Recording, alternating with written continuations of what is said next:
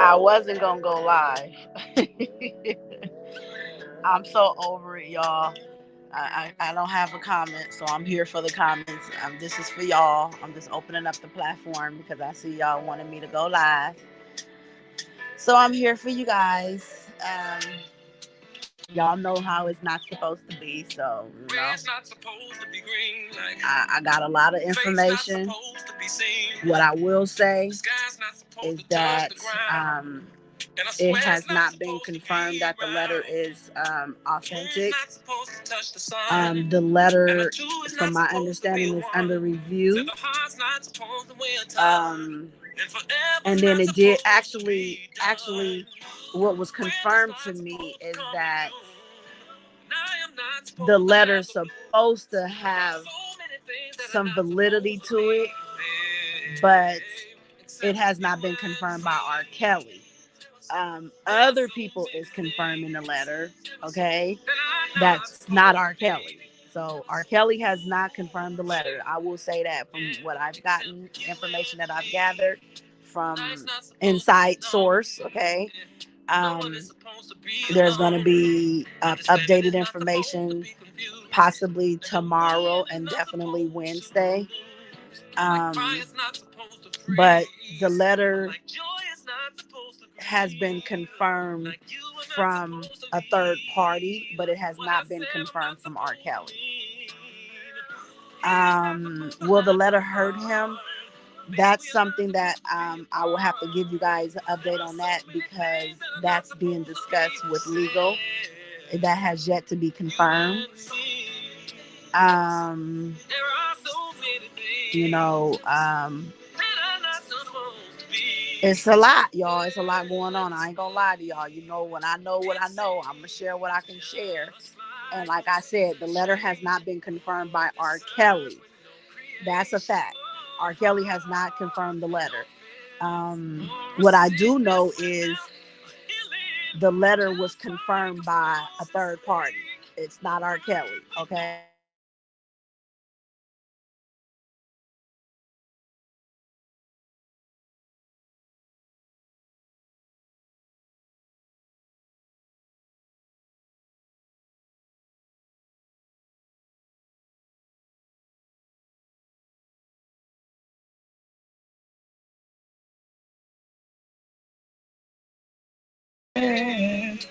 Thanks of our love. Okay, I'm back, y'all. So he's really trying hurt him. Wait, let me read your comments. I was waiting for you, sis. Ah, thank you. Tip love, Stephanie. Hello, yeah. He's late. We should talk to her. You and me both. Okay, hey. Is it going to hurt him? I wish his legal team would put a stop to this. I'm over it. Hey, sis. All in the chat. Checking my head. So he's really trying to hurt him. It just seems like a statement to me, not for public. If it's real, y'all hit the like button on your way in. Thank you. Um, hey, Alizar. Hey, everybody. Hey, Level Up. Like I said, I got a phone call, just like others that got phone calls. You know what I'm saying? And like I said, um,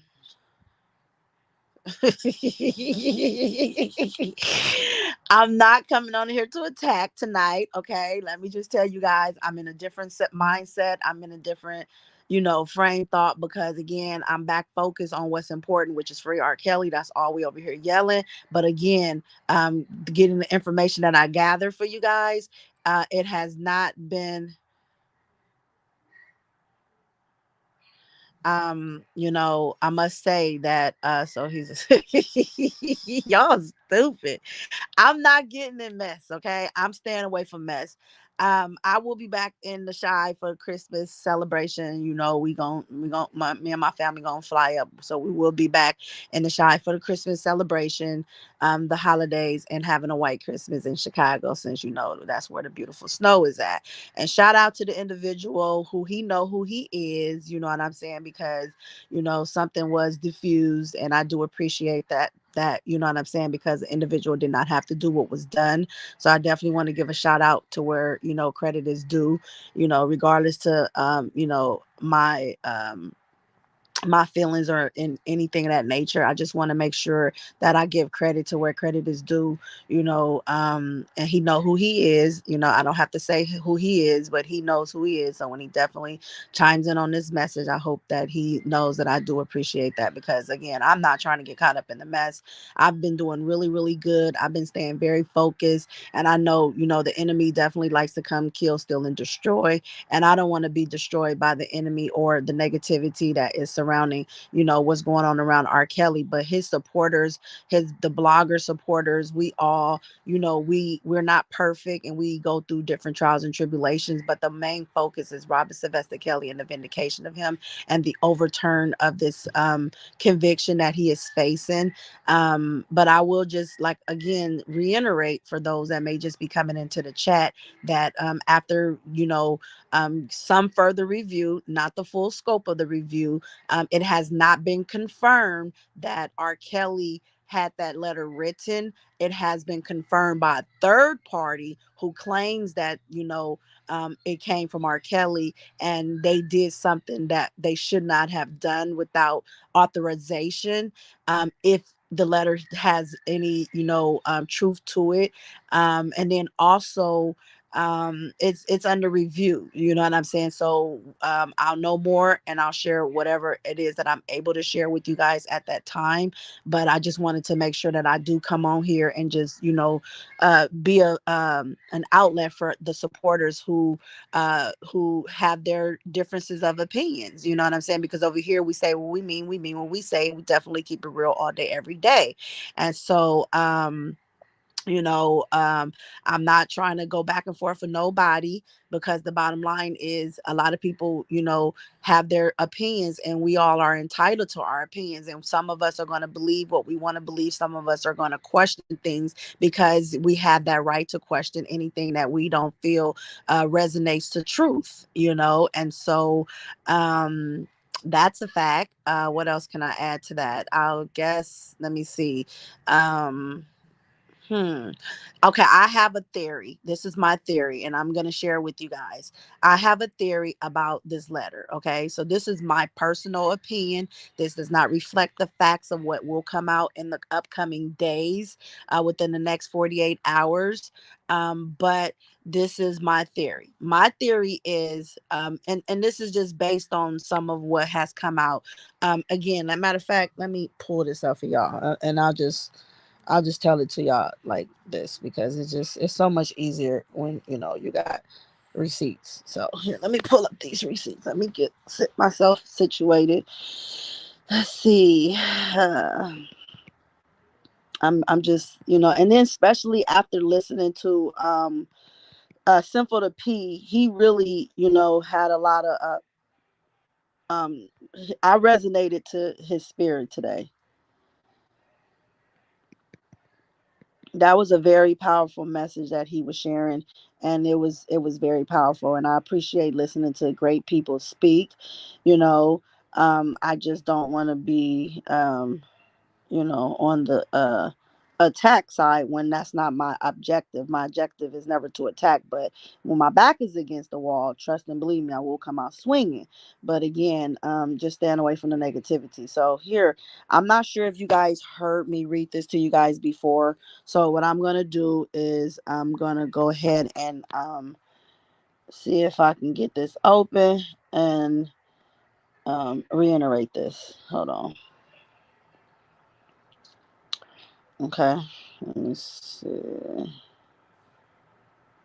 How do I open this? Let me see. Okay, so I got this, and this. Why is it telling me to do this? Hmm. Okay, maybe it just opened it for me. I don't know. Let's see. Did it open it for me? Or no? Let me see. Yeah. To access the X. Let's see. Everything is a price. You never can get nothing for free no more. So sad. Hmm. He's trying to make it like others are jealous instead of proving the letter is real. Yeah, well, I mean, like I said, I come with receipts and I come with facts. I don't come to the attack, but I definitely come with the facts. I don't have to, worry about what others are saying and doing, because over here at Pieces of the Puzzle, we will always put pieces of the puzzle together one piece at a time. And again, the focus is not other people and what, they do, but what we what we see and what we say, you know what I mean? And so all we can do over here is see what we see and trust what we see, and then pretty much that it is what it is. It's not about attacking. Wow, why did it pop up and then it just, why is it doing that? Wow, it's like it'll pop up and then it's okay. I'm gonna have to be quick on this one. Wait. Where is that? Oh wow. Really? Hmm. Wow, I wish I could try it from my phone. Yeah, shout out to Sinful to P, because like I said, he said some really deep stuff today. And if you're spiritually connected, then you would relate to the message and stuff. It was just really a breath of fresh air to hear somebody speak so intelligently, so elegantly, and just so refreshing. But again, like I said, um, knowing what I know, the letter has not been confirmed by R. Kelly. Okay. He has yet to put his signature on it and confirm that the letter is authentic. That's what I would say. Now, as far as I can't get out what I was trying to get because they're trying to make me purchase their subscription. Let's see, is there another way I can go about getting it? Let me see. What is it called? Okay, let's see. Okay, let's see. Let me try one more thing. I gotta Google. It goes to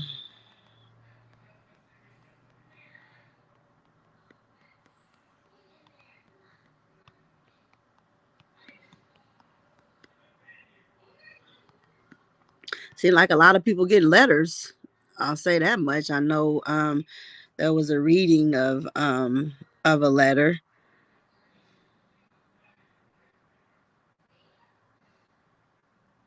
So this one was published on the, I want this one, but let me see if I can open up any of them. Okay, that's one.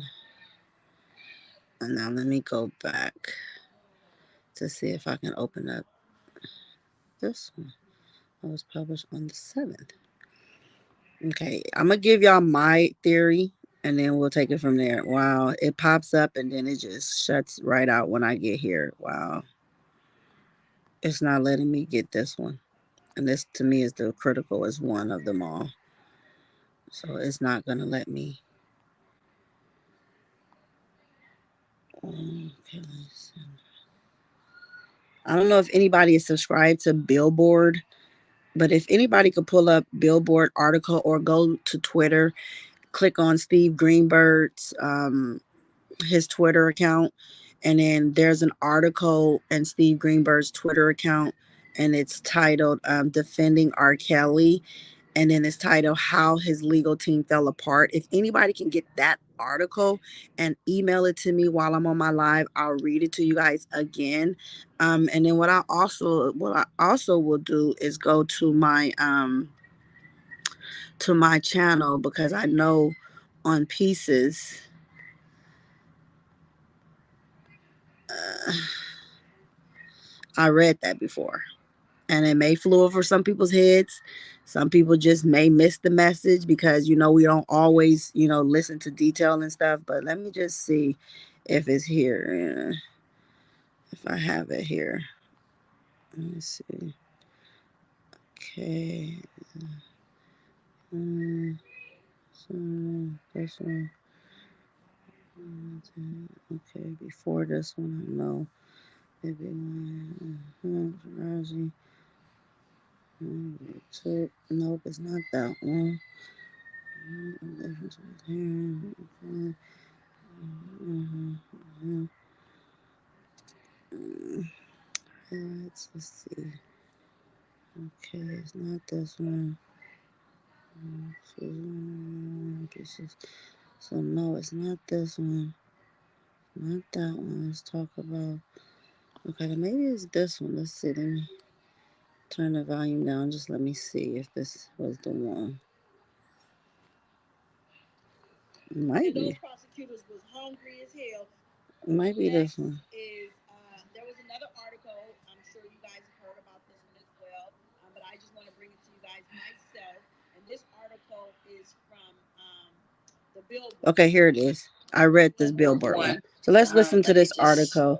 Check out and I'll let you guys hear it on my channel. Make sure we good over here. Let's check it out. So this is the Billboard one that I want to read to y'all. Got him up out of there because our show is coming. You'll be able to hear some of the conditions that R.Kelly was dealing with. I don't mind you guys having an opinion. And to me, I feel like people took bits and pieces of stuff and put it together.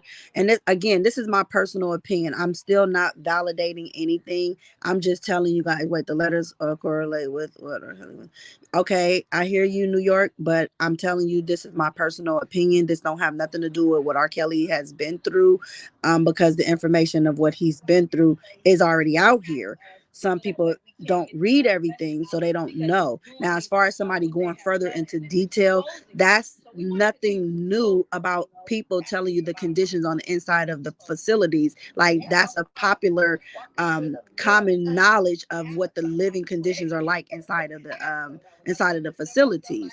So, when I hear you say that, it is what it is. Like I said, I'm not here to attack. I'm not going to do what I've been doing for the last couple of nights. I'm really here for the comments. I'm here to open up the platform for the people.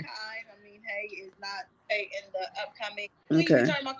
Back up to New York. I did it, and okay. He was one man. Let me check my email. I see it. Hold on. Okay, let me go to Gmail. you know I'm just saying, I don't want us to be bamboozled. I mean, this to me is just for supporters to just be on our toes, to be aware, because like I said, people come in all shapes, forms, and fashions, and so much stuff is being done, to manipulate R. Kelly supporters. And to me, when you see stuff that's been done once and then they figure, okay, we got away with it once, let's do it again. Like I said, one thing that has resurfaced is that someone had went into not the MDC at the time, it would have been the MCC in Chicago, and they said that they was able to get mail out from an attorney that went in to go visit R. Kelly. Okay, so that was something that was done before. So you hear this happening again. To me, it just it does something to my senses, and it just it wakes my senses up. And so that's one. And then we know that somebody said that that they were smuggling cell phones in there as well. That was another issue. And those are the things that had prevented him from getting bonded, because of the things that was being done to R. Kelly. And so let me check Hollywood Next. So again, like I said, it's just unfortunate, but hey, it is what it is. Okay, so let me see. Okay, let me see if I can open this article. It's taking me. It's still blocking it out. I can't get the article. Like it's sending me there, sis, to the link, but then once I open up the link, it blocks it out. So if you could screenshot the writings of the words and send it to me again, then I'll be able to read it that way. Because what every time I click on it, it literally blocks me out. So I'm not able to. Then you see Nicole hovering over our needs. I was reading all of that, including sex trafficking, racketeering, so here's and sexual exploitation of a child. Deborah O'Canick, a member of the disgraced R&B singers legal team, stood before TV cameras and supporters outside the courthouse and said that an appeal was on its way. Yes, it is. Okay. However, if Kelly's legal team plans to file a successful appeal while managing upcoming trials in Illinois and Minnesota, it will. If first you tell me, hold on. If you tell me that Keith and Sean met with Kels in New York, Keith have no dog in the fight. He's solid. Then I would have to go and do my research, because from my understanding, when did Keith come to New York? That's what I would ask. And so what I would like to do is share this link, since somebody is in this chat making these accusations. Then what I'm going to do is, let me go to my channel and let me share this link. Hold on, y'all. We're going to buffer for a few seconds. I'm going to share this link and then we're going to get confirmation. So that's the easiest way to do it without all the rumors. Hold on one second.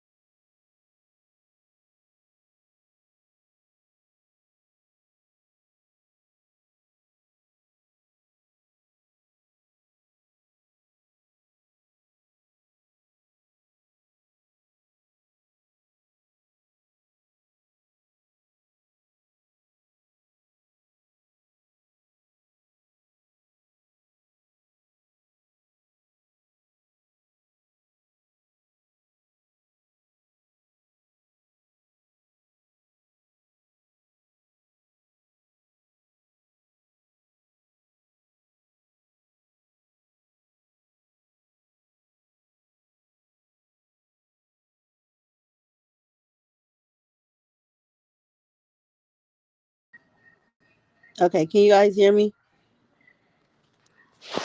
Let me know if you guys can hear me. I'm back.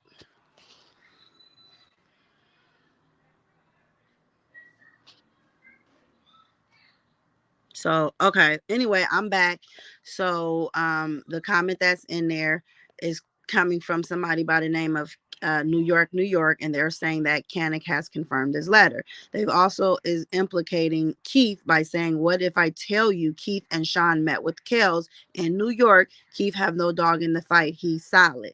So, my question to New York, New York is, you're telling me something indirectly. Can you confirm if Keith was in New York, and when has Keith been to New York, and when did this so-called meeting take place, and when did Kanik actually confirm this?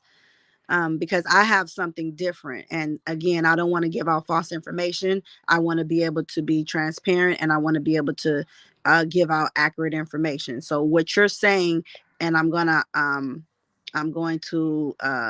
highlight this so that if anybody is seeing this, I want them to be able to see what you're saying. And then I also want to highlight this one, because you're speaking for Kanik at this point. You're saying that Kanik has confirmed this letter.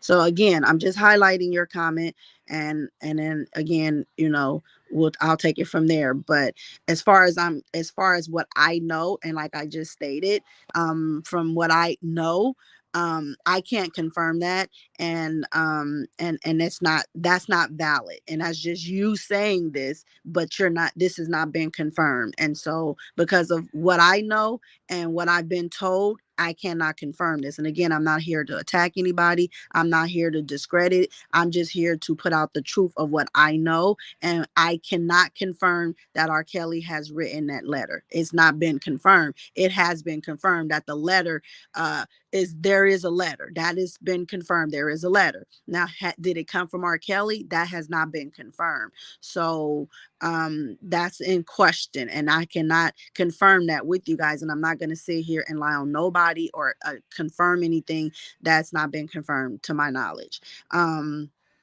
And then you're saying that people came to New York and they met in New York and this, that, and the other, but that's the last you said. You haven't said anything else since I stated that. Can you guys hear me? Just doing a mic check. Can you guys hear me? Mic check, mic check.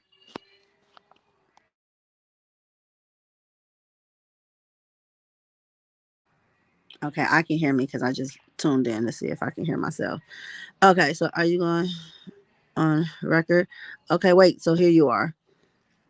Those letters not fake. I didn't say that at this point something happened on my device where I wasn't seeing your comments, but I can see them now. So you saying that those letters are not fake. Okay, I'm not confirming that the letters are from R. Kelly. Okay, I'm not going to say that at this point. From what I have gathered, I'm not going to say that they're not fake. I'm just saying that it has not been confirmed from R. Kelly that he put these letters out and that he authorized these letters to be said. So that is what I am saying.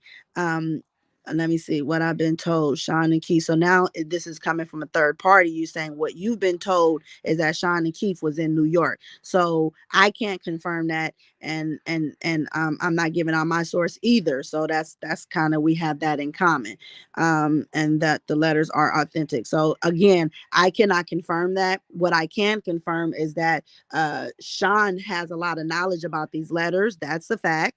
And he knows more about the letters than any of us know about. He's the only one who, from my knowledge, is aware of this letter. He's the only one that's putting the confirmation out here. It has not been confirmed from R. Kelly. I'm not giving up my source, baby, and I'm not giving up mines either. Because again, I'm not getting caught up in the cycle of people trying to, get all this inside information. I just feel like the only thing that's important is, did R. Kelly authorize this? And do he know what's going on? And do his legal team approve of this? So like I said, until I get that confirmation, I can't confirm that with the people. I can only tell y'all that it has not been confirmed from my source that R. Kelly authorized this, or that he has anything to do with this. Who does have something to do with this, from what I know, without even getting it from a source or anybody, is that the PI has a lot to do with this. And I already said that the PI has something to do with this. So that's a fact.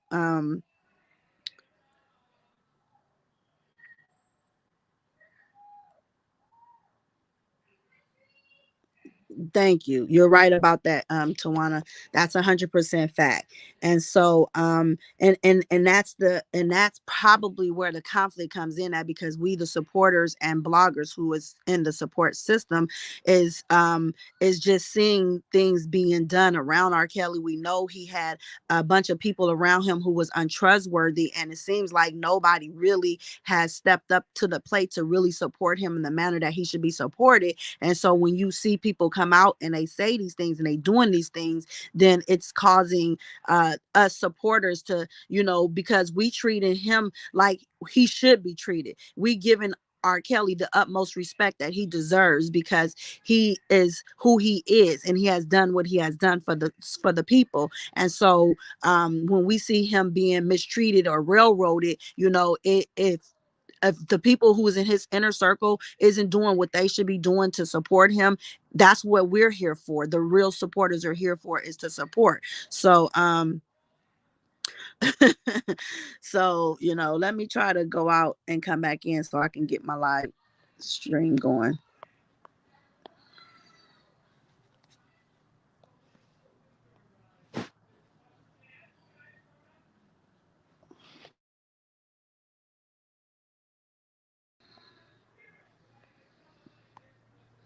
Okay, I'm back. See, it's comments like that, New York. That's why what you're saying is invalid to me over here, is because we are in our places. We are on a public platform where we know manipulation tactics, and because other people are not able to see the manipulation tactics, that's why we're here at Pieces of the Puzzle can call them out, and the people over here are going to call them out, because we see people like you making statements that we need to stay in our places. This is our place. This is our public platform. We're able to voice our opinion over here, because over here it matters. And so when you say stuff like that, it just goes to show that this is a cover up. And again, I'm not here to attack, but I'm definitely here going to speak my opinion. And what I personally feel, and this is what I was going to say, when it comes to this letter, to me, this letter is it was done against his knowledge. Okay,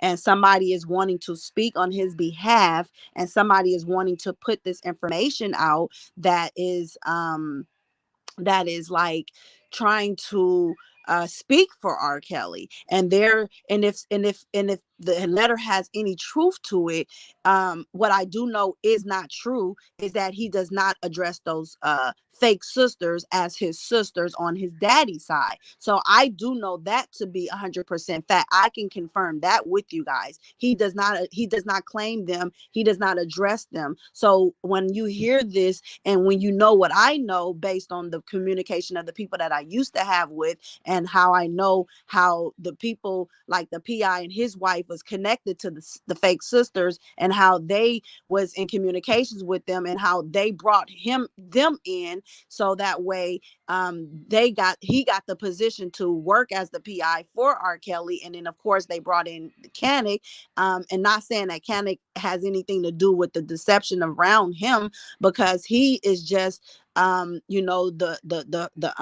attorney in this fight. So I feel personally like the PI is trying to keep the sisters relevant, because they have been exposed as irrelevant. They have been exposed as not being who they are.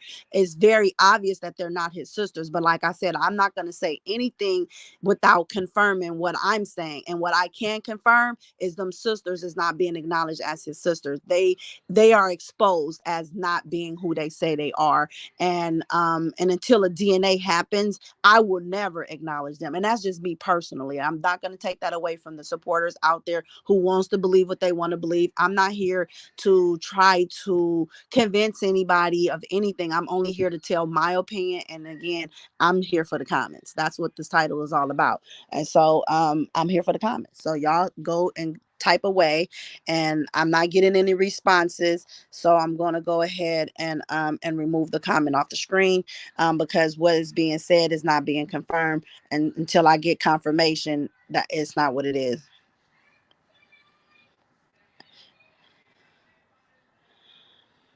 And you're entitled to voicing your opinion, New York. So I thank you for your opinion. But over here at Pieces of the Puzzle, we keep it real, and keeping it real. I wouldn't be keeping it real if I didn't tell you what I feel. So I'm keeping it real. I'm gonna call it out. Right. New York sounds like a joke. Yeah, pretty much. Hollywood X, do they know the feds is watching their channel? Yes, the feds is watching everybody's channels, because they are trying to pin a New York case on him now. I mean, a Chicago case on him now. And so, I feel like it would not be in the best interest of anybody to speak out on R. Kelly's behalf, because, you got to send it to my email, because I'm on the phone and I can't get anything while I'm on the phone, sis. Sorry. Got to send it to the email. Um, but like I said, you know, uh, it's just it's people don't understand the severity of this case and how serious it is. And when you have an open case, it's in the best interest to not even speak out, regardless to anything, because the way that the government works, and we can hear how they move. And again, I'm gonna be checking my email. Let me go check my email, because I know some stuff is being sent, so I'm just gonna be on the alert for the emails coming through. Let's see.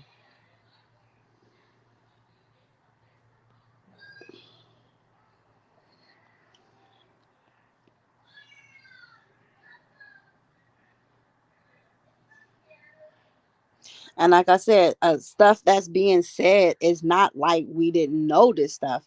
And for anybody, excuse me, that's been following me, then you guys would have already known. Um, you know, I read this stuff out already once.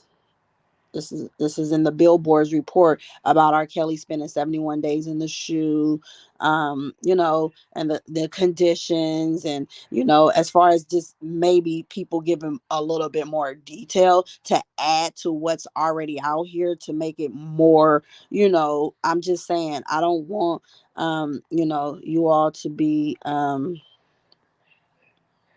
but like I said, I'm not going to do more than a supporter can do. I can only do so much. I'm actually over it. So we just going to wait, and then I'll bring out more information. I'm not going to be going back and forth and doing all this and doing all that. I'm just gonna present to y'all what I have. So here, let me take a look. I'm not getting half the confirmations that's been stated out here. So that is just weird. Okay, so here, let's start with the reading. On September 28th, shortly after a jury found R. Kelly guilty of all 9 charges brought against him, including sex trafficking, racketeering, and the sexual exploitation of a child, Devereaux Canick, a member of the member of an R&B singer's legal team, stood before TV cameras and supporters outside the courthouse outside the courthouse and said that an appeal was on its way. However, if Kelly's legal team plans to file a successful appeal while managing upcoming trials in Illinois and Minnesota, it will first need to solve its own problems infighting and inexperience that have plagued it for the past 2 years. In January 2019, Lifetime's bombshell documentary series Surviving R. Kelly quickly turned mainstream opinion of Kelly from raunchy singer to warped predator. In the weeks following he was dropped from his label RCA Records, his music was largely pulled from radio and streaming services. Officials playlists and an Australian tour announcement was revoked within hours due to backlash. Weeks later, he was charged with aggravated sexual abuse in Chicago and in July 2019 was slapped with a federal indictment in New York stemming from racketeering charges. Hold on, let me go to the next one.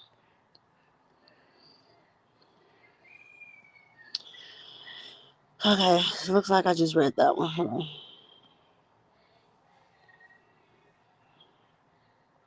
Okay, well, that's not the full reading. That's just a portion of it. Let me go back to my video because, like I said, it's in my video. Let me just go back and find the video. I just had it.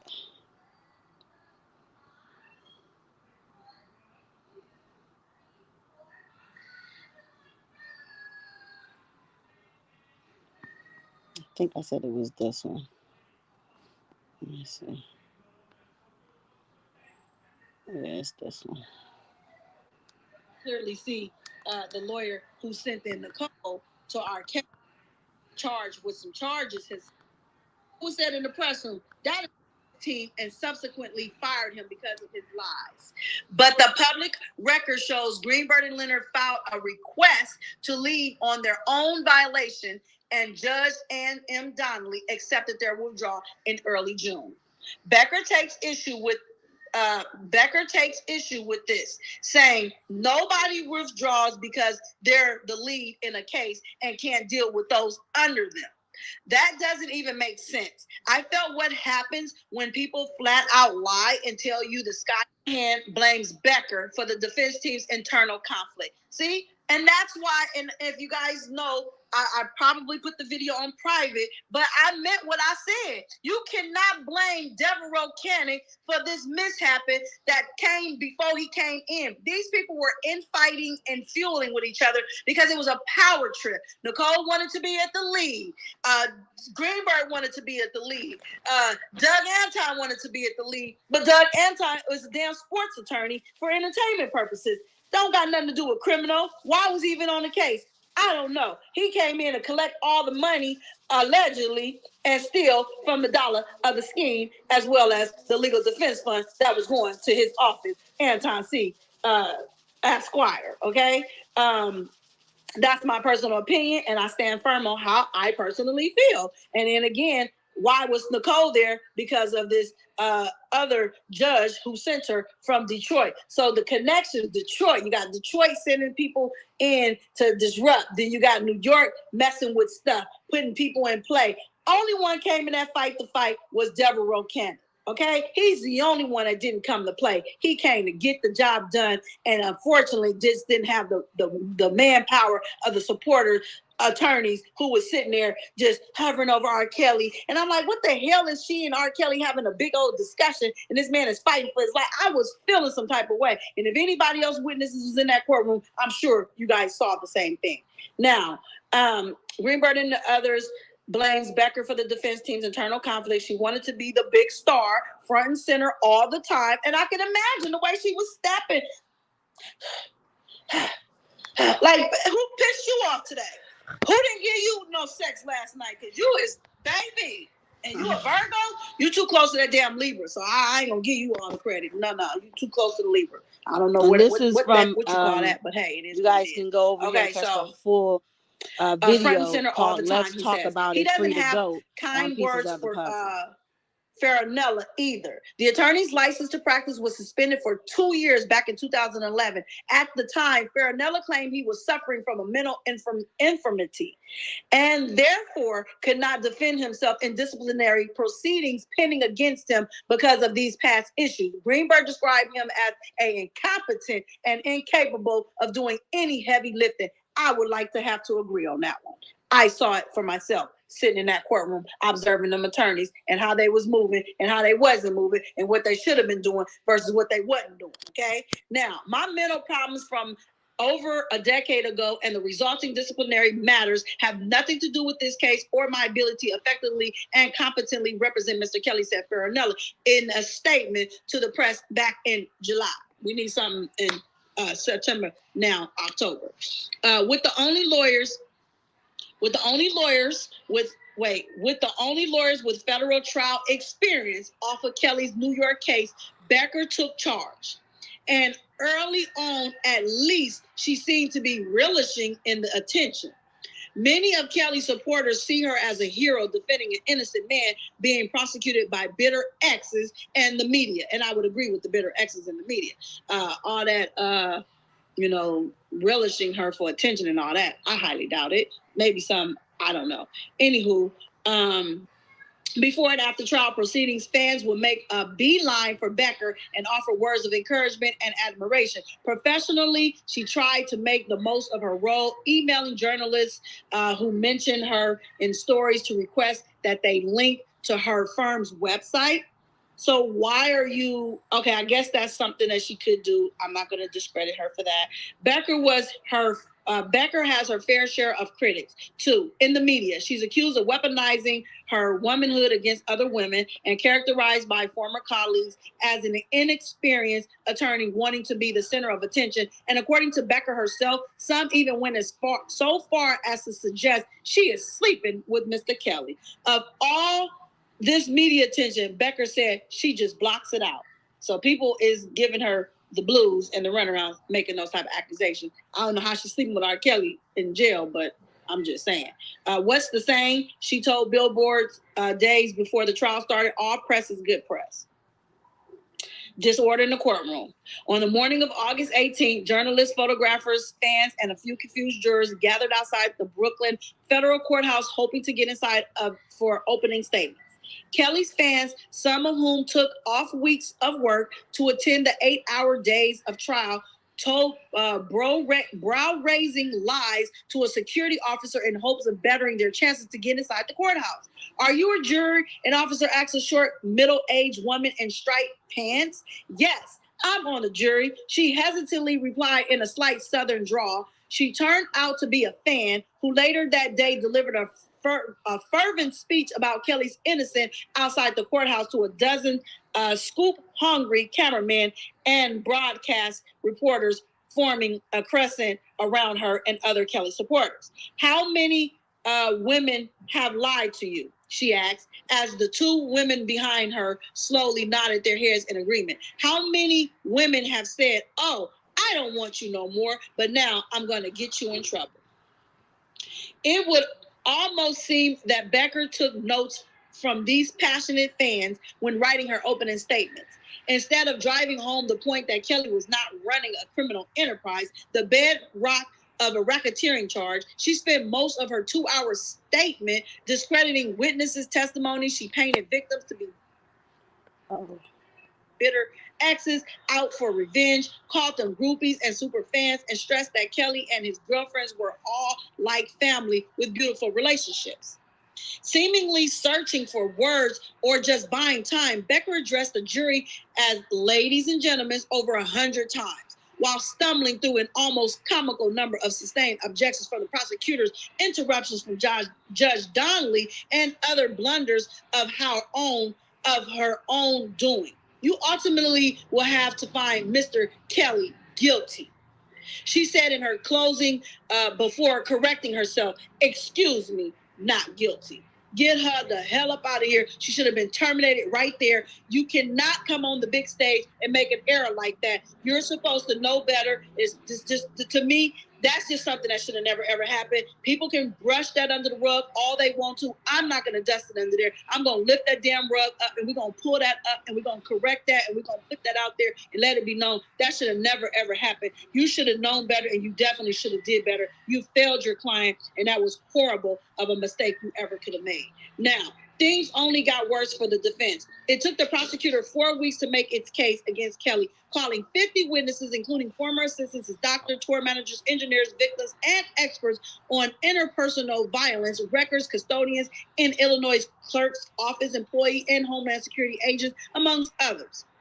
One by one, they delivered cohesive testimonies while the defense cross-examination, which Becker said would be as simple as 1 + 1 = 2, were sometimes so convoluted that reporters questioned whether it was a tactic to confuse jurors and witnesses. And while Becker remained at Kelly's side every day, the two whispering to each other frequently throughout the testimony, she slowly faded into the background of the defense while Koenig taking on key witnesses. And I saw it. Bring around R.Kelly. She wasn't for everything to her. Let's skip through this.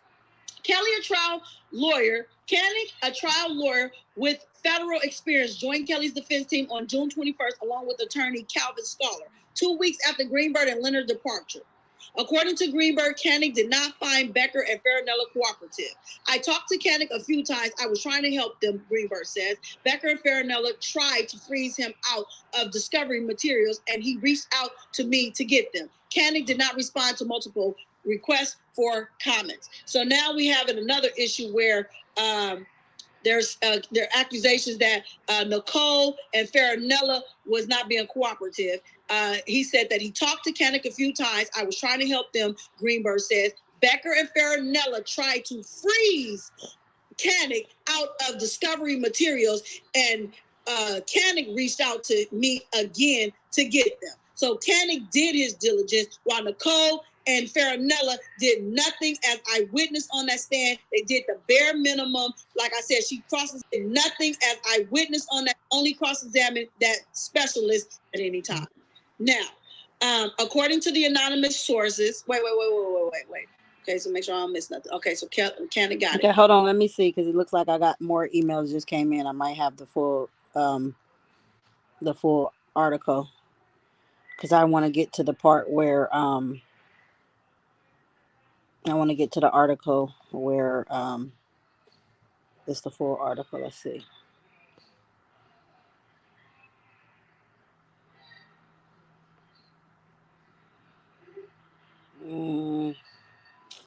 Okay, let's see.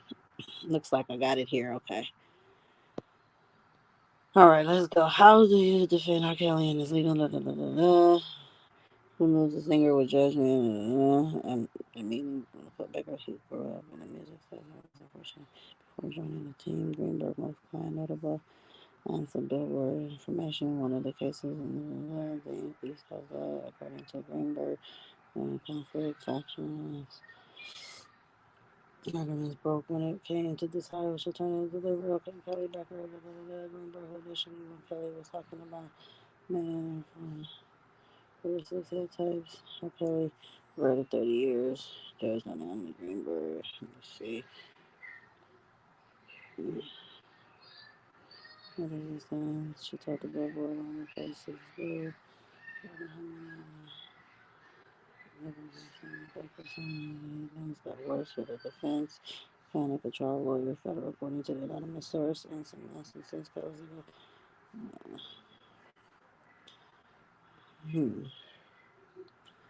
Becker offices employees Homeland Security. Guilty, from the show relationship. Okay, she added for C. Kelly felt on her as a manager. Okay, she told her word also person's order. This is another reading. I need the one that I was just reading from because that one, like I said, was extremely detailed. Well, let me just go back to it. Now, according to the anonymous sources, Cannon grew frustrated with Becker and Farinella's approach and work ethics. I wouldn't blame them. That's why the body language was the way it was. That's why they never came out as a group, as a whole, as a team. You always saw Time and Nicole walk out with their assistant, and then you saw Cannon and Calvin come out. And I was wondering why I kept grasping more towards Cannon than I was towards her. It was her energy. It was her arrogance. It was her nonchalance. Okay, right? Because she was smiling. And then she skip. came with that. So it kind of made sense. But knowing she's close, she should have fought. She sat back and all she did was comfort the atmosphere. He was frustrated with her as he should have. The work ethics wasn't there. He basically wouldn't even speak to them as the trial went on. Also, he wouldn't give them any witnesses to question. I wouldn't have did. That's why it makes sense now why Cannon took the lead the way he did, because for one, he was the lead attorney. For two, she was incompetent as hell, and she just wasn't there to work himself. Okay, that's my personal opinion. Listen, but she tried to be cool in that damn courtroom. I saw in Farinella or visual for the degree, but I can only imagine that was hard, and no wonder he was exhausted out of there. And 2 point Kelly's victims former employees. They firmly established that in many scenarios, the women could have willingly walked out of his homes, studios, and tour buses, undermining claims they were being held by Kelly against their will. Cannon drew attention to lies told by victims to their parents or Kelly himself, attempting to discredit their damning testimonies.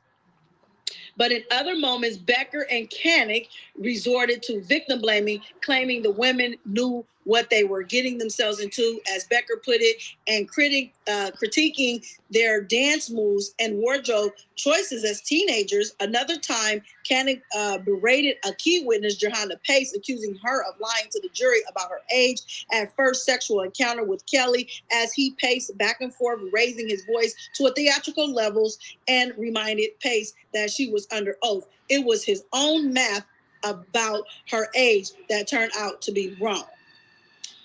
When Cannick, who is black, okay, I don't know why that matters, but Cannick, who is black, later suggested that Pace was lying about never having attended a party with loud music because she's black.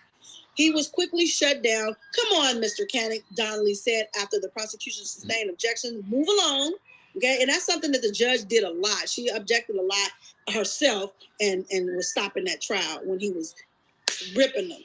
Okay. Trial attorney Philip C. Hamilton, managing partner at Hamilton Clark LLP, who is not involved with Kelly's case, questioned the defense approach to witnesses. Trial is theater, says Hamilton. The jury is now sympathizing with witnesses because of the way that you are ineffectively beating them up.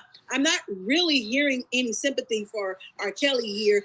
And as a defense attorney, not encouraging sympathy is a damn near malpractice. And that's just coming from someone who has something to say. Now, where do we go from here? When it came time for the defense, which does not hold the burden of proof, to argue its case, witnesses were few and arguments were flimsy. The defense rested its case after only 2.5 days with 5 witnesses total. Phil Lee, a former a videographer for Kelly, who was working on a documentary about the singer that was never completed, says a woman called him on behalf of Kelly's legal team. Now, what woman could have called R. Kelly on behalf of the legal team? So that's just why days before closing. And I'm gonna pause because that's why we constantly question things when people put stuff out here, is because the way people look how somebody called the legal teams just days before the closing arguments came in place. And then now you have it where I'm going to continue with the reading.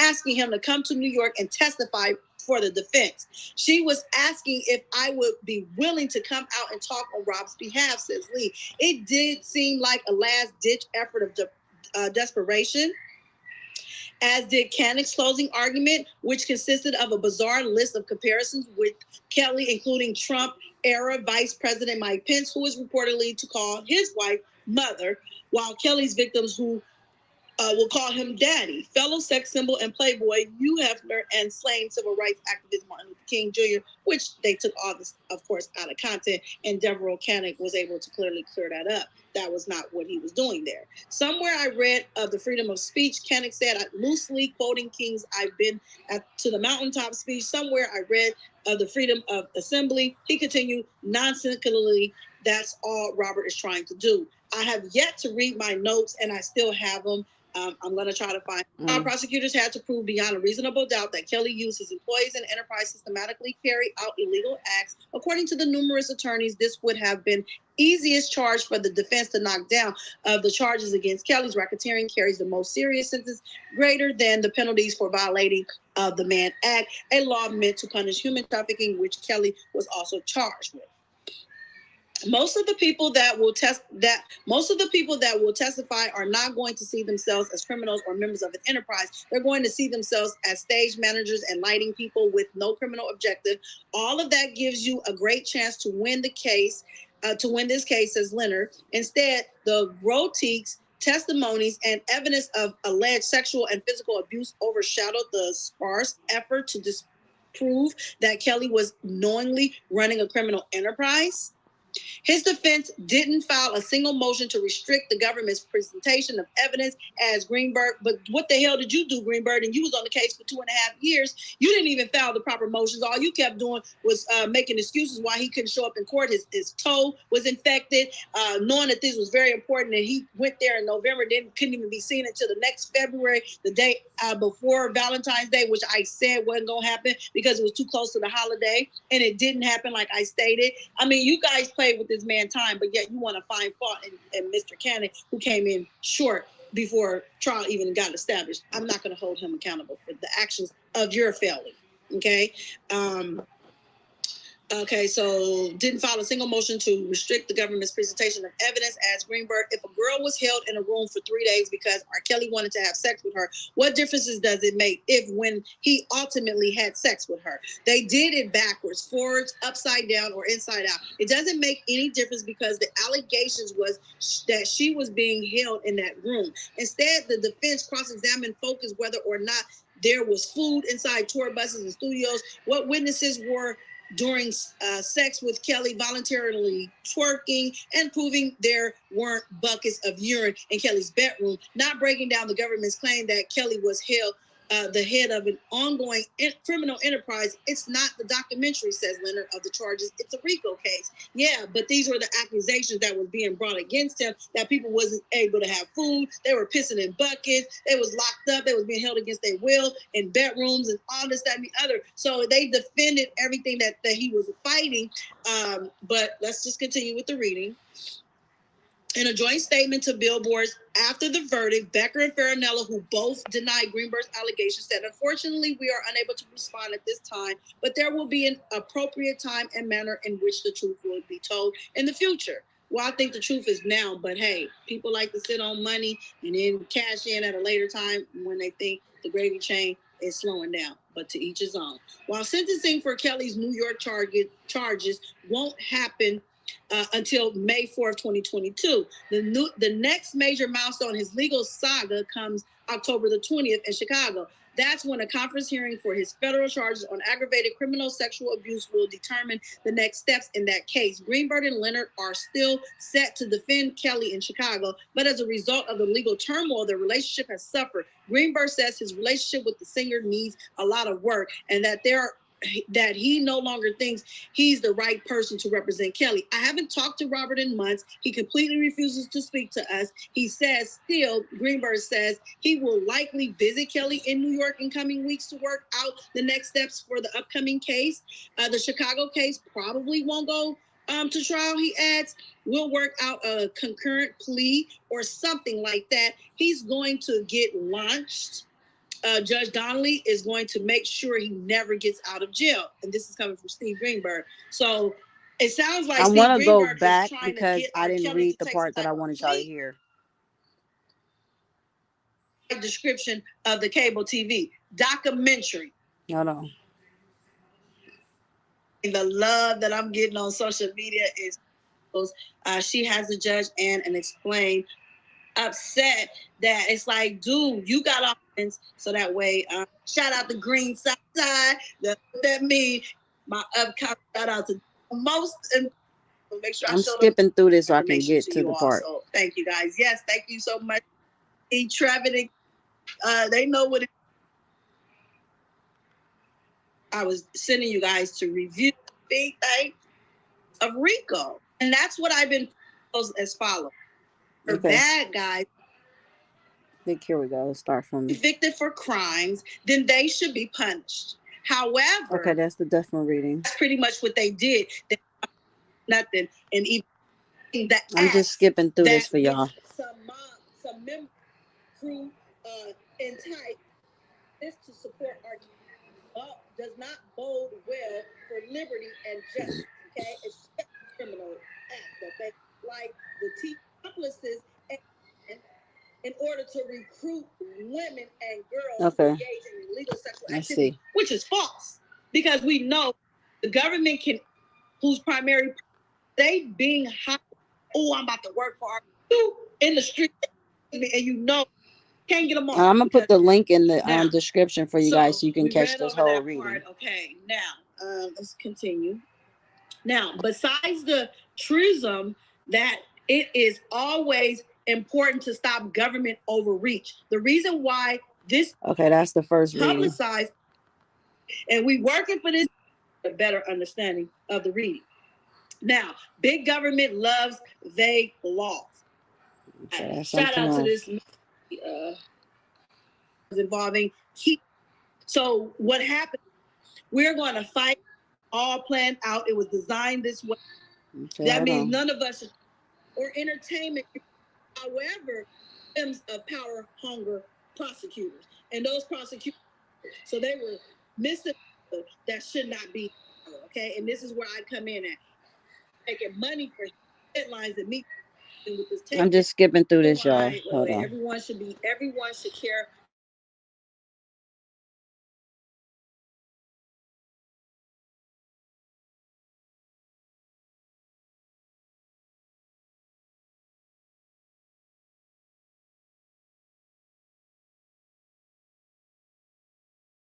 Next is I think I found it. Where I hold on, let me get back into. I wanted to read it from the beginning so y'all can hear the living conditions of R.Kelly. It's already been out here. And thank you by viewing, guys, to be able to convince us. They're trying to click on it and say, I want to see. Oh, okay, thank you. The judicial. Anybody want to be so kind? Hold on.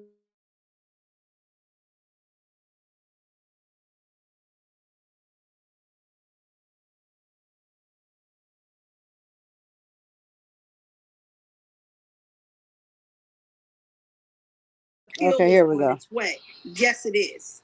Okay. However, if Kelly's legal team plans to file a successful appeal while managing upcoming trials in Illinois and Minnesota, it will first need to solve its own problems of fighting and inexperience that have plagued it for the past 2 years. So let's just continue with the reading. We'll elaborate as we get there.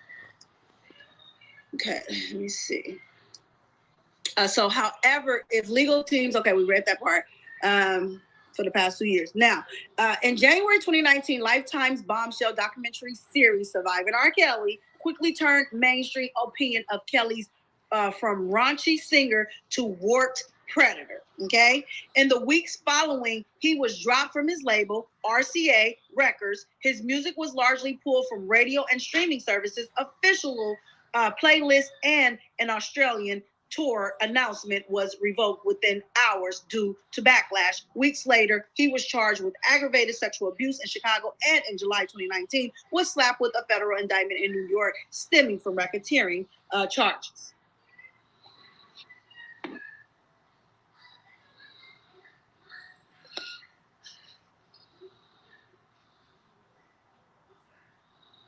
Now, more commonly reserved for organizations, crime figures like the late Whitney Bulger and John Gotti. To prosecute Ponzi schemes and money laundering, the racketeering influence and corrupt organizations RICO statute enabled enabled federal prosecutors to group together Kelly's more recent alleged crimes with allegations that were 2 decades old. It was a novel case, and Kelly's defense team knew it. The idea of a musician-run sex trafficking ring and the use of racketeering laws in this manner is an aberration. Kelly's lawyers, Thomas Farinello, told Billboard in an email statement after the guilty verdict, the RICO enterprise was based on nothing more than a series of independent relationships and events the government patched together like different types of fabric and passed off as silk. When the pandemic ground the courts to a halt, Kelly spent over 2 years behind bars awaiting trial. While his legal team failed to coalesce and eventually splintered 2 months before the New York's trial, August 18th started date. The artist's two lead Chicago-based attorneys, Steve Greenberg and Michael Leonard, exited the case. The lawyers say they quit due to infighting and uncooperative dynamics of the defense team. Their former co-counsel attorney, Nicole Blank Becker, who remains on Kelly's legal team, recounts a different scenario. She says the 2 lawyers were fired by Kelly due to Greenberg's lies, although court records suggest otherwise. So she's saying he was fired. The court records say he wasn't fired, okay? Despite this alleged clean sweep, the remaining defense team's performances during the trial was disastrous, according to sources close to the case. Power struggles between lawyers, feds, these sources say, by Kelly's concern with how he looked to the public, shifted the defense strategy away from disproving racketeering allegations and towards breaking down victim abuse claims from victims. So they're saying that R.Kelly was mainly concerned about. Skip that. Now, 48 hours before opening argument, Becker sat in her Brooklyn hotel room, barefaced and visibly exhausted. Behind her sat 2 beds, one for sleeping, the other double as a desk, covering in files, pens, highlighters, sticky notes, and binders. It's been effing crazy, she says, of working for Kelly. This is what has been in the article. She says it's been effing crazy, she says, of working for Kelly. I guess it might be every lawyer's dream, but it is also insanity.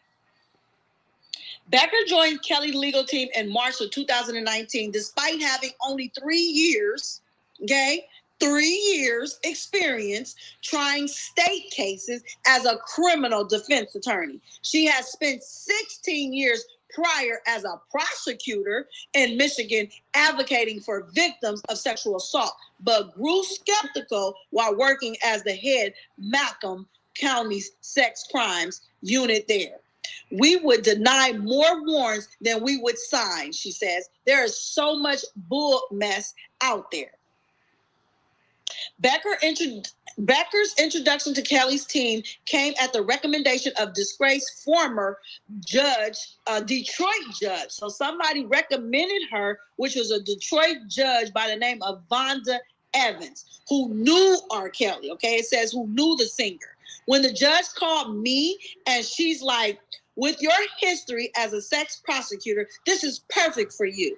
I was laughing at her, says Becker. Even when I went, I still thought it was a joke. But there was a part of me that thought if I don't go and see if this is real, that they really want to talk to me, how will I ever know? After meeting Kelly, Becker, who grew up with his music, says, I was fortunate enough to truly see with my own eyes the other side of things. Becker's new teammates included the Chicago attorneys Greenberg and Leonard, who have tried dozens of federal cases and began representing Kelly in 2018 to sue the people who stole all R. Kelly's money, says Greenberg.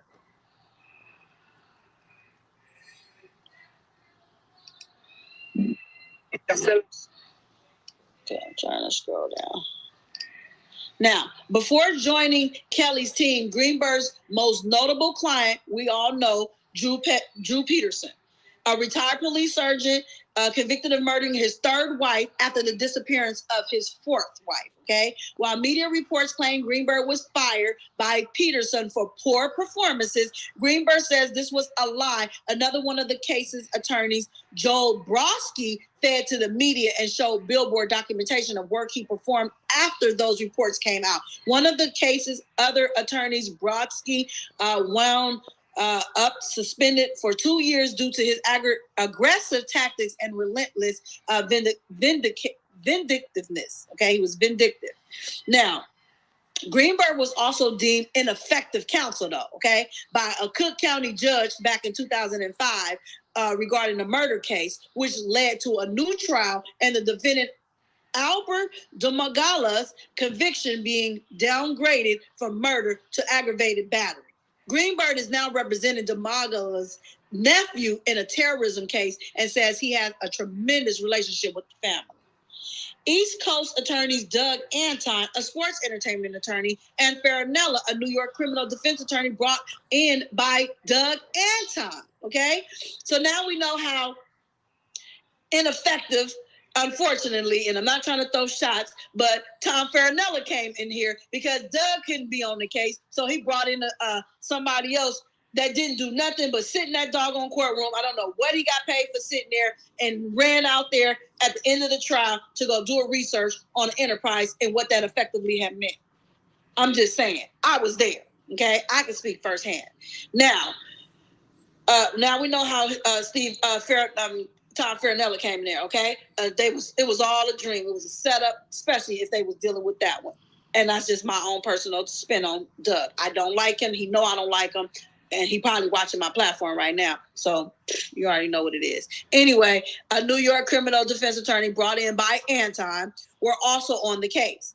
Anton, who left the legal team before Greenberg and Leonard's departure, could not be reached for comment. Of course he can't be reached for comment because he already know he was shady from the start. I called him out. He was all trying to scheme on the dollar and trying to get all the money out of all R. Kelly supporters. And we don't know where any of the money went, but they said send it to Douglas C. Anton Esquire.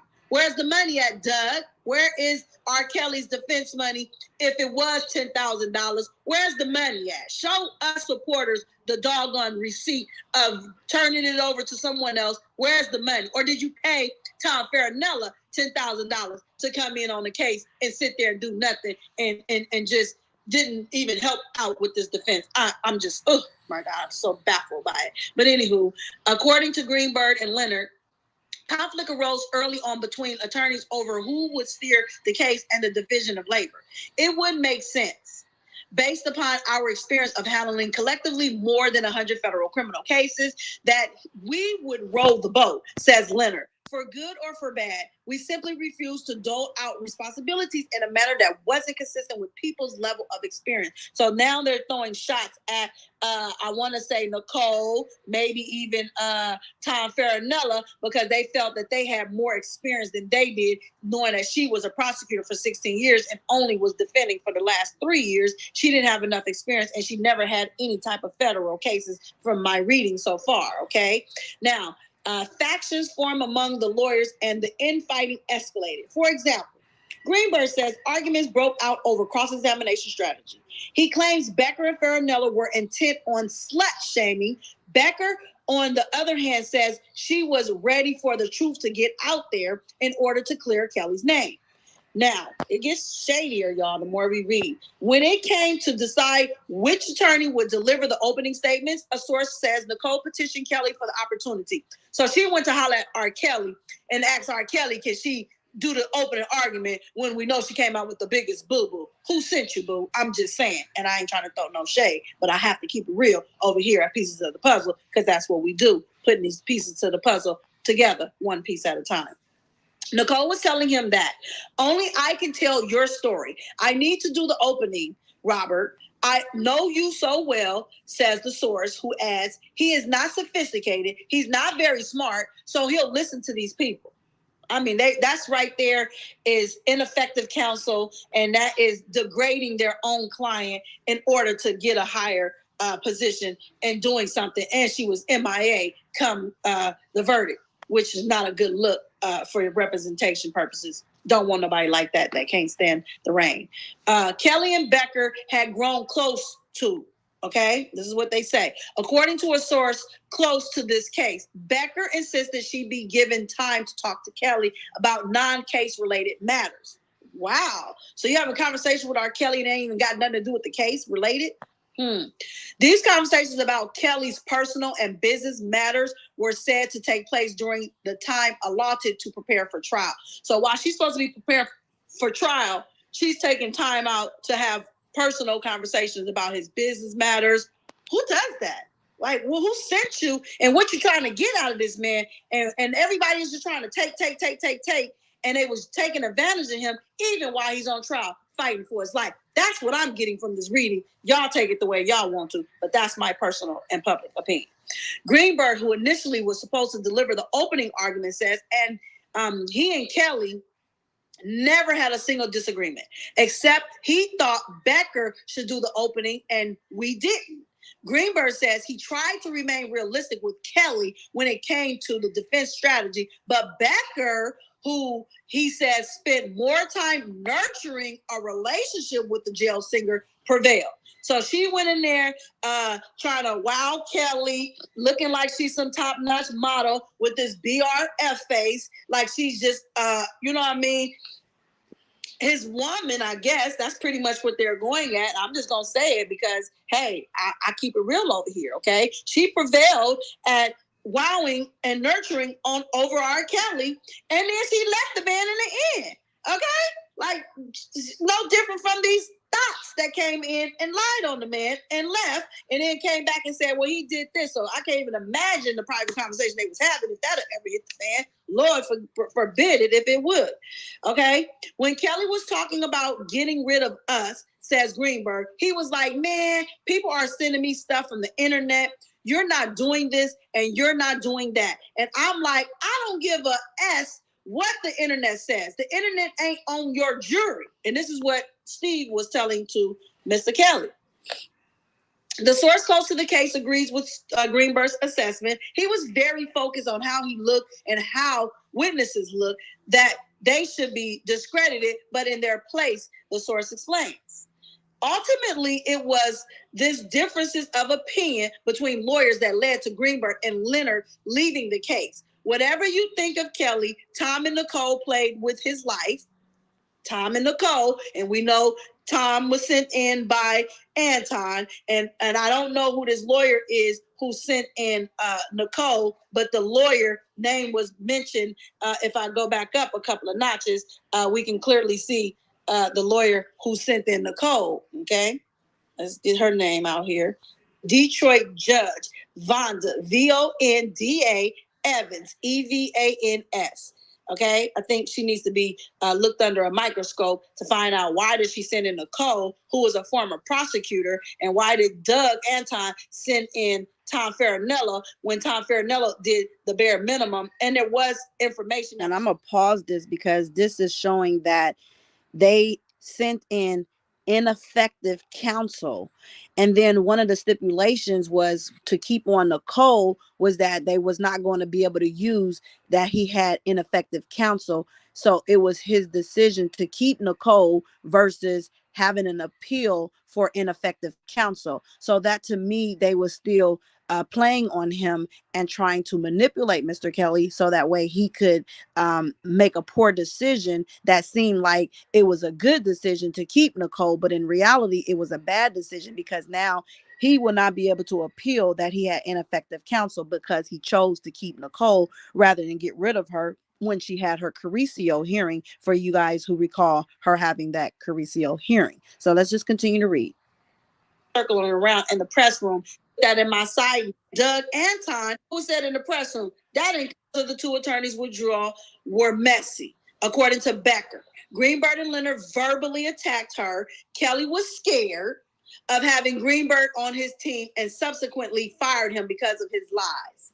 But the public record shows Greenberg and Leonard filed a request to leave on their own violation, and Judge Ann M. Donnelly accepted their withdrawal in early June. Becker takes issue with Becker takes issue with this, saying nobody withdraws because they're the lead in a case and can't deal with those under them. That doesn't even make sense. I felt what happens when people flat out lie and tell you the sky is orange when you know it's blue, she says of Greenberg and Leonard's narrative, and the judge ate it up. That's her statement, not mine. Greenberg, on the other hand, blames Becker for the defense team's internal conflict. See? And that's why, and if you guys know, I probably put the video on private, but I meant what I said. You cannot blame Devereaux Canning for this mishap that Kelly, Greenberg wanted to be at the lead. Doug Hayes, I don't know. He came in a collect office. Anton C. Why was Nicole there? Got New York. He came to get the, I'm like, what the hell is your, you guys close to the lever? I don't know what that, which was for Farinella, evil infirmity, and therefore could not defend himself in disciplinary proceedings pending against him because of these past issues. Greenberg described him as incompetent and incapable of doing any heavy lifting. I would like to have to agree on that one. I saw it for myself. Sitting in that. Consulting disciplinary matters have nothing to do with this case or my ability to effectively and competently represent Mr. Kelly, said Farinella in a statement to the press back in July. We need something in September, now October. With the only lawyers with federal trial experience off of Kelly's New York case, Becker took charge.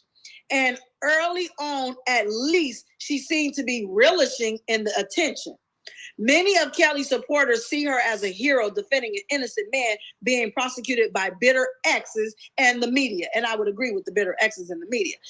All that, relishing her for attention and all that, I highly doubt it. Maybe some, I don't know.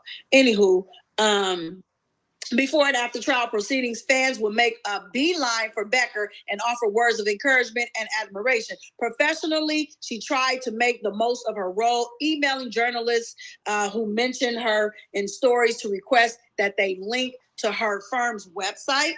So why are you, okay, I guess that's something that she could do. I'm not going to discredit her for that.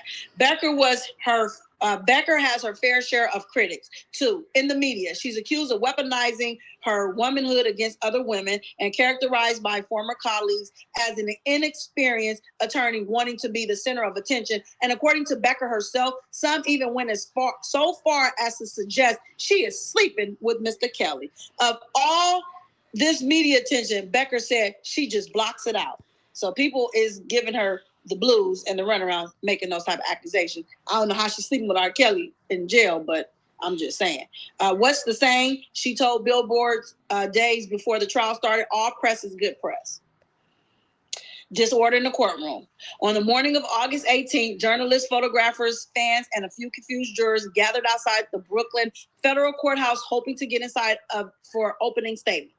Kelly's fans, some of whom took off weeks of work to attend the 8-hour days of trial, told brow-raising lies to a security officer in hopes of bettering their chances to get inside the courthouse. Are you a juror? An officer asked a short, middle-aged woman in striped pants. Yes, I'm on the jury. She hesitantly replied in a slight southern drawl. She turned out to be a fan who later that day delivered a fervent speech about Kelly's innocence outside the courthouse to a dozen scoop-hungry cameramen and broadcast reporters forming a crescent around her and other Kelly supporters. How many women have lied to you? She asked, as the two women behind her slowly nodded their heads in agreement. How many women have said, oh, I don't want you no more, but now I'm going to get you in trouble?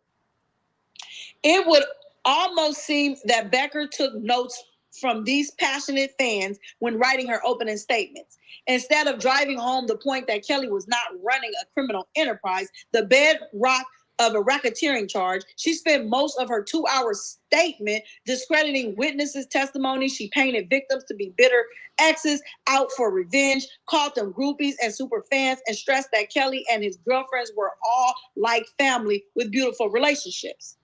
Seemingly searching for words or just buying time, Becker addressed the jury as ladies and gentlemen over 100 times, while stumbling through an almost comical number of sustained objections from the prosecutors, interruptions from Judge Donnelly, and other blunders of her own doing. You ultimately will have to find Mr. Kelly guilty. Okay, I'm just gonna pause it because I don't want to keep repeating the same stuff. But there was something in here that actually broke down his conditions as he's been in the MCC. So to me, when you hear the letter, it sounds like something that he was dealing with when he was at the MCC, because we know that he was in the SHU, which is SHU. He was in the SHU for 71 days. That was also, I read that in this article. Where is it at in this video? I don't know. And I didn't even go through it to find it because I thought I was going to be able to pull up the actual article and just read it to you guys from the article. But anyway, like I said, it's a lot of stuff that's just being said that we already know. And then you can just go further into detail. We knew about the inmate who they put in the cell with R. Kelly. We knew he was a federal informant because that came out that he was a federal informant. And I think I can actually, at least if nothing more, pull that particular article up. So let me go here and see if I can read to you guys that article about R. Kelly being attacked. Okay.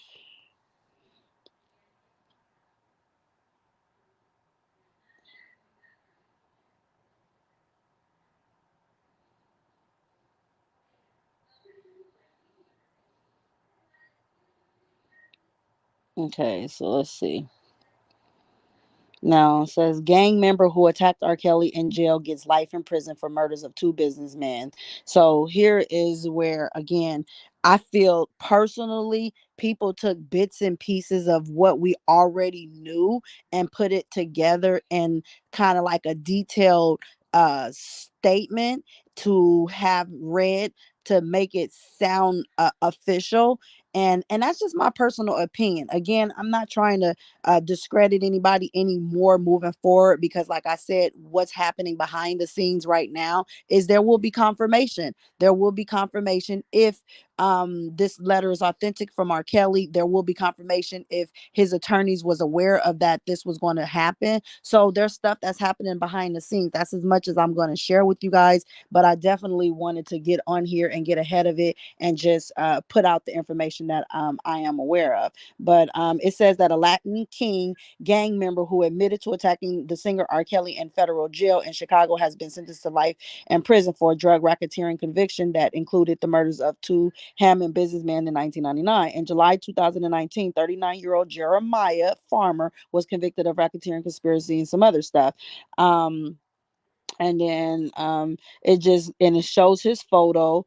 Let me see, the defendant terrorized the community. And then he says that the FBI Indianapolis special agent in charge, Paul Keenan, this is an example of how the collective efforts of the FBI and our law enforcement partners impact crime in our neighborhoods and remain top priority. Okay, so in a legal filing in September, Farmer admitted that he attacked the R&B singer R. Kelly in his jail cell. Kelly is being held at the Metropolitan Correctional Center in downtown Chicago while he awaits trial on sex charges in multiple jurisdictions. In a handwritten filing in the Seventh Circuit Courts of Appeal titled "The Government Made Me Attack R. Kelly." So this was something that he didn't put out there, but it was already known that he was attacked and that it was a gang member who he was in the cell with. So like I said, somebody is putting together this narrative of the details of what we already know. Even though it's out here in pieces, they're putting it out here in a whole to make it more of a story at this point. And so that's that. Let's see. Let me see if I can Google one more thing. Uh,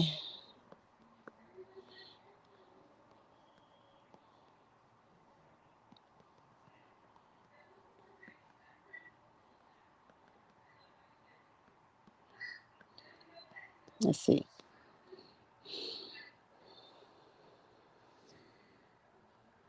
Okay, let's see if they let me get this article. What is jail like for R. Kelly during sex crime trial? He does not get any special accommodations. Let's see if they detailed it here. Okay, so it says it's been more than 2 years since the R&B. Hold on, it just blanked out on me.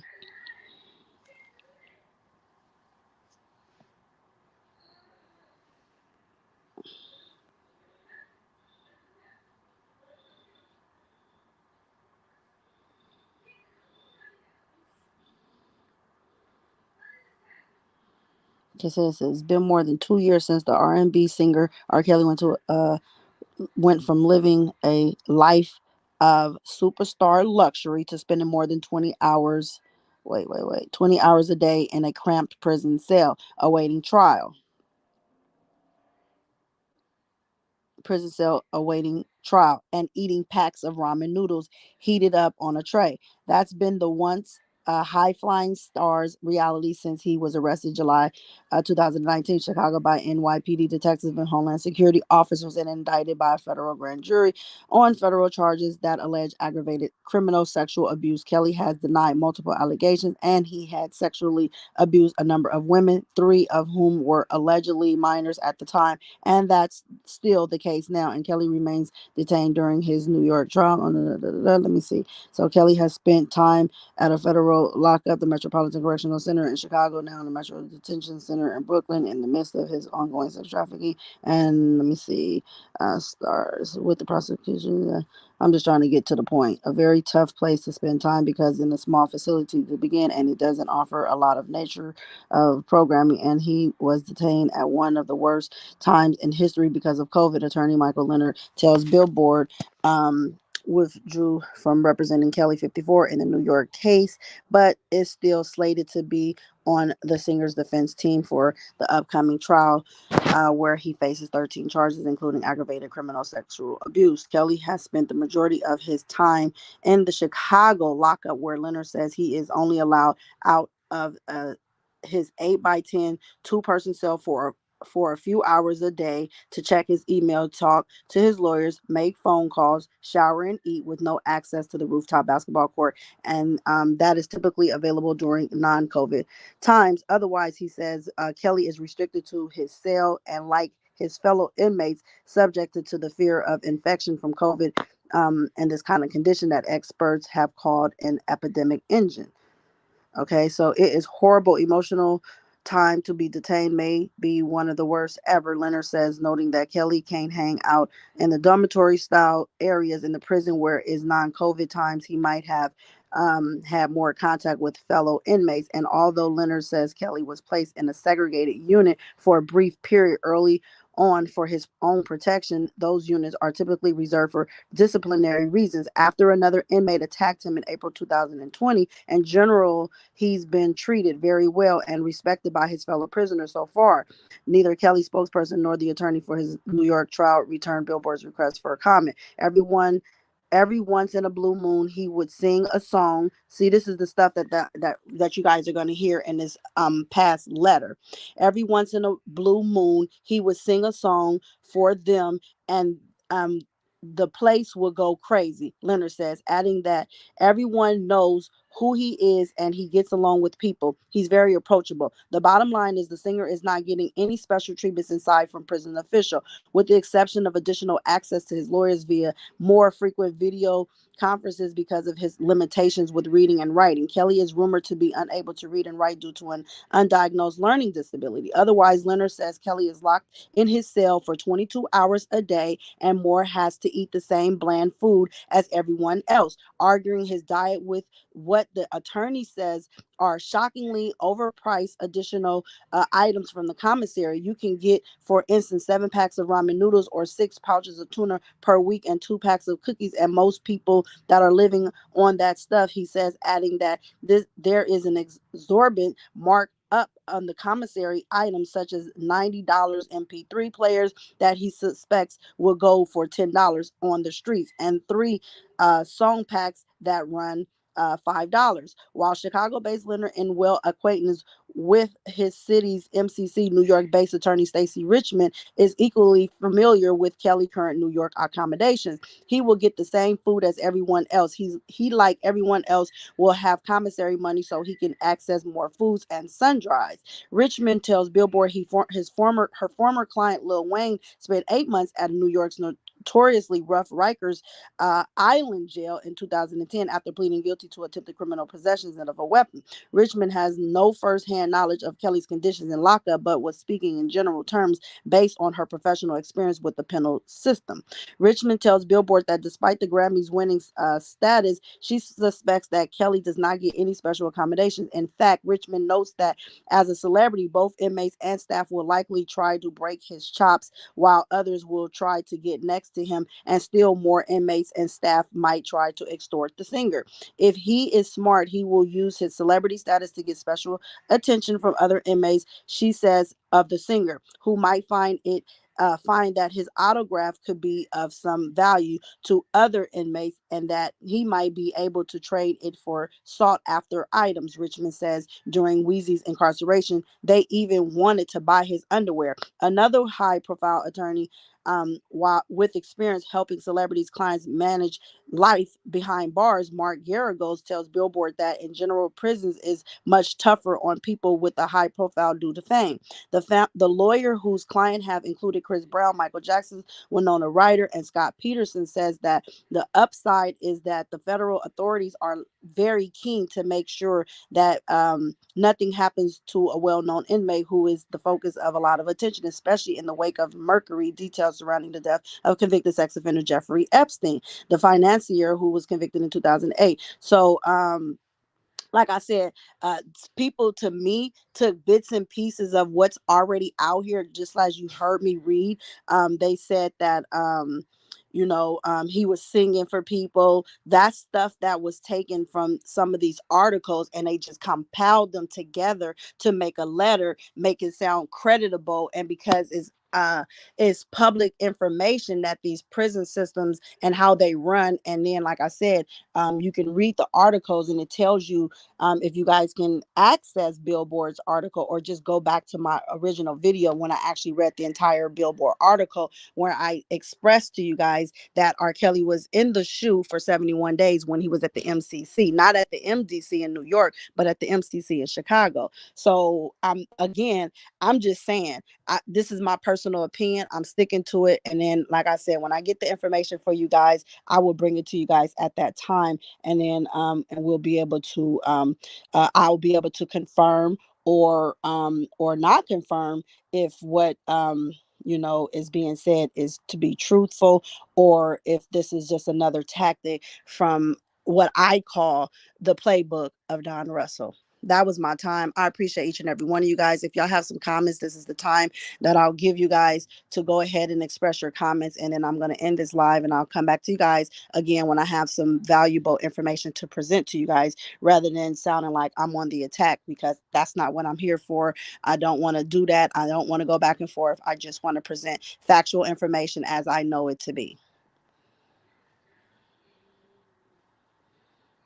So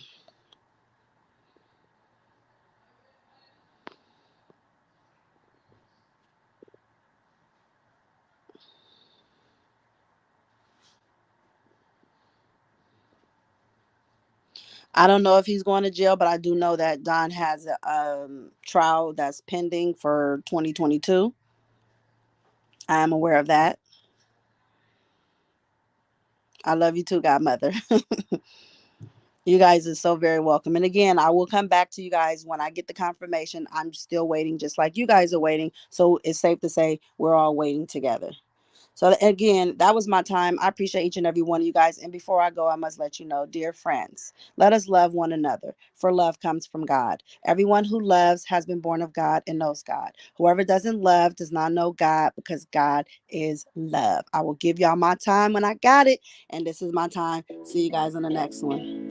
Free R. Kelly. Free them all. That's what I'm yelling. Pieces. Thank you, PDQ. Thank you, Tawana. Thank you all. Thank you, Mara. There's only one X, Big Mama, at the end of Hollywood Next. Only one X. I don't want to put that up there because then people will send it to the wrong cash app for those that want to donate. It's not required, but it's not supposed to be green. Like face not supposed to be seen. The sky's not supposed to touch the ground. And a square's not supposed to be round. The moon's not supposed to touch the sun. And a 2 is not supposed to be a 1. And the heart's not supposed to weigh a ton.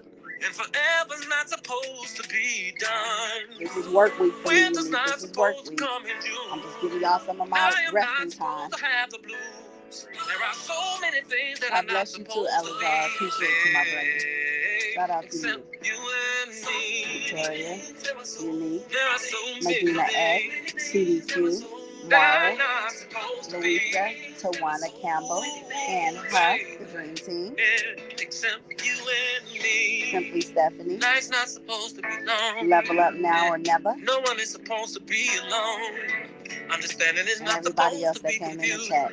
God bless y'all. Is not supposed to Good night. Like fire's not supposed to freeze. Like joy is not supposed to grieve. Like you are not supposed to leave. What I said I'm not supposed to leave. He is not supposed to have your heart. Baby, we are not supposed to be apart. There are so many things that are not supposed to be said. You and me. There are so many things that are not supposed to be. Support on the platform. Make sure y'all hit that like button. It seems just like no seasons changing, or this earth with no creation. Oh,